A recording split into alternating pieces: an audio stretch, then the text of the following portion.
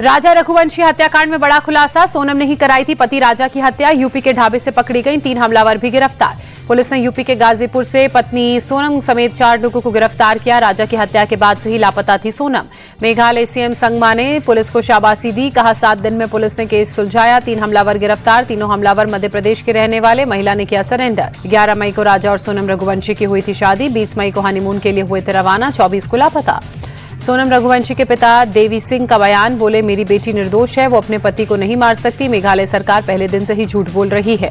पिता देवी सिंह ने कहा मेरी बेटी अपने पति की हत्या क्यों करेगी। शादी दोनों परिवारों की सहमति से हुई थी। मामले में सीबीआई जांच हो। मेरी बेटी 100% बेगुनाह।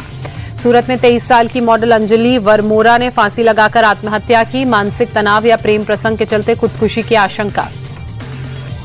सीएम योगी के बहराइच दौरे से पहले भारी मात्रा में विस्फोटक मिलने से हड़कंप। पुलिस ने 36 से ज्यादा लोगों को गिरफ्तार किया। 10 जून को प्रस्तावित है सीएम योगी का बहराइच दौरा। बीजेपी विधायक सुरेश्वर सिंह ने तत्काल जांच करने और सीएम का दौरा रद्द करने की मांग की। गृहमंत्री अमित शाह ने तमिलनाडु की सभा में ऑपरेशन सिंदूर का जिक्र कर सेना ने पाकिस्तान में घुसकर आतंकी ठिकानों को तबाह किया। कहा तमिलनाडु के मदुरई में गृहमंत्री अमित शाह ने चुनावी सभा को संबोधित किया। कहा अगले साल प्रदेश में बीजेपी एआईएडीएमके की सरकार बनेगी। अमित शाह ने कहा मैं रहता दिल्ली में हूं, लेकिन मेरा ध्यान तमिलनाडु में रहता है। सीएम स्टालिन ने कहा है मैं डीएमके को नहीं हरा सकता। सीएम स्टालिन के बयान पर अमित शाह ने जताई सहमति। कहा उन्होंने सही कहा है, मैं नहीं तमिलनाडु की जनता उन्हें हराएगी। अमित शाह ने सीएम स्टालिन से अपनी डिमांड को दोहराया। कहा मेडिकल और इंजीनियरिंग की पढ़ाई तमिल में शुरू करें। मदुरई के मीनाक्षी अम्मन मंदिर में गृहमंत्री अमित शाह ने पूजा की। देशवासियों के कल्याण के लिए दुआ मांगी। केंद्रीय मंत्री अनुप्रिया पटेल ने कहा ऑपरेशन सिंदूर देश की सुरक्षा और सम्मान से जुड़ा, लेकिन विपक्ष राजनीति कर रहा। महाराष्ट्र के मंत्री नीतीश राणे को उनके बड़े भाई और शिवसेना नेता नीलेश राणे ने जवाब दिया। कहा नीतीश संभल कर बोले, उनका बयान किसे फायदा पहुंचाएगा इसका ध्यान भी रखें। नीलेश के बयान का नीतीश राणे ने जवाब देते हुए कहा नीलेश जी आप टैक्स फ्री हो। धारावी में नीतीश राणे ने कहा शिवसेना नेता कितना भी ताकत दिखा ले, लेकिन ये ना भूले कि सबका बाप सीएम फडणवीस। सीएम फडणवीस के लेख पर भड़के महाराष्ट्र कांग्रेस चीफ सबकाल। कहा सवाल चुनाव आयोग से था, वो जवाब क्यों दे रहे हैं। हर्षवर्धन सबकाल ने कहा चुनाव आयोग में धांधली होगी तो हम चुप कैसे बैठेंगे। संस्थाएं नियम के अनुसार चलें। केंद्रीय मंत्री प्रहलाद जोशी ने कहा राहुल गांधी को ऐसी मूर्खतापूर्ण बातें नहीं करनी चाहिए। उनकी पार्टी भी कई जगहों पर चुनाव जीती है। ईवीएम में गड़बड़ी के राहुल गांधी के आरोप पर केंद्रीय मंत्री नित्यानंद राय ने कहा राहुल गांधी को खुद पता नहीं होता कि वो क्या बोल रहे हैं। बिहार के उप मुख्यमंत्री सम्राट चौधरी ने कहा राहुल गांधी के बयान पर कांग्रेस पार्टी के नेता राहुल गांधी को लोकतंत्र समझ में नहीं आता। सम्राट चौधरी का बयान। बोले राहुल गांधी को भारत के लोकतंत्र पर इसलिए भरोसा नहीं क्योंकि वे हार जाते हैं। टीएमसी नेता कुणाल घोष का बयान। सीएम ममता ने सबसे पहले वोटर लिस्ट में गड़बड़ी का मुद्दा उठाया था।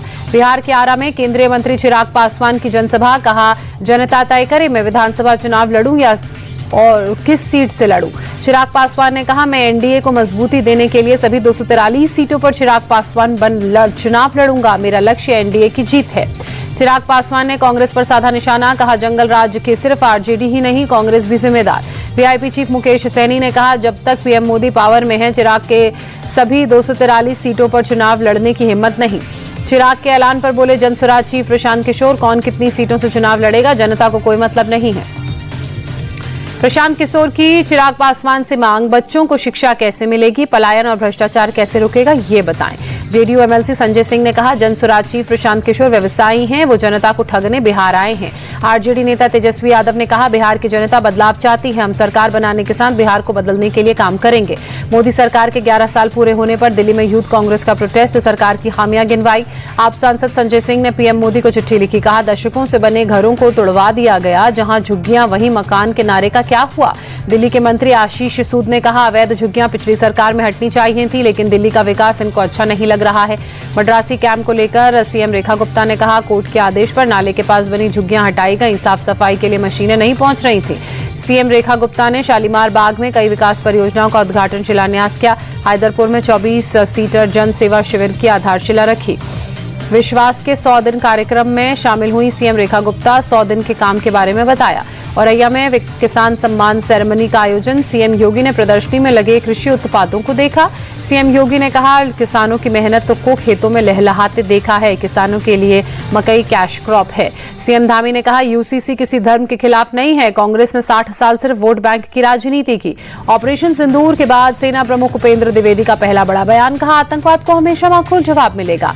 जनरल द्विवेदी ने कहा, सरकार ने हमें एक्शन लेने की पूरी छूट दी। देश की जनता ने भी पूरा साथ दिया। ये जीत सेना की ही नहीं, देश की भी जीत है।